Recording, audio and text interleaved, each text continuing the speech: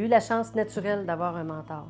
Quand j'ai acheté ma première entreprise, la fondatrice de cette entreprise s'est collée à moi. Puis j'ai partagé beaucoup de choses avec cette personne.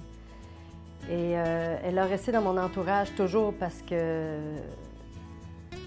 j'avais beaucoup de décisions à prendre parce qu'il y avait beaucoup de choses à changer. Ça n'a pas été facile, ma première entreprise.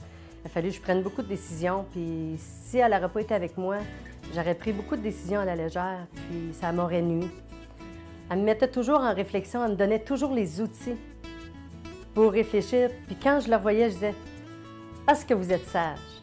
C'est comme vous que je veux être un jour. » Aujourd'hui, moi, ce que j'aime, c'est que les gens, il y a des gens naturellement qui m'ont dit « J'aimerais ça être comme toi un jour, j'aimerais ça être comme toi. » Puis c'est ce qui m'a décidé à être mentor et de tout partager ce que j'avais. Puis quand tu as une idée fixe, fais ce que tu as envie de faire. Moi, ce que ça m'apporte d'être mentor, c'est que je partage mes bons comme mes mauvais coups. J'ai l'impression de donner au suivant.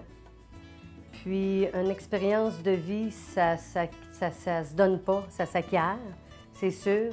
Mais quand tu parles de toute ton expérience de vie, quand ton mentoré te pose des questions, c'est qu'il veut savoir, il cherche à savoir. Puis, quand il me pose des questions, j'aime ça parce que je sens que moi, je trouve que c'est valorisant. Ce que le mentorat apporte côté régional, c'est surtout pour les PME, préparer la relève, parce que c'est pas facile de partir en entreprise en région.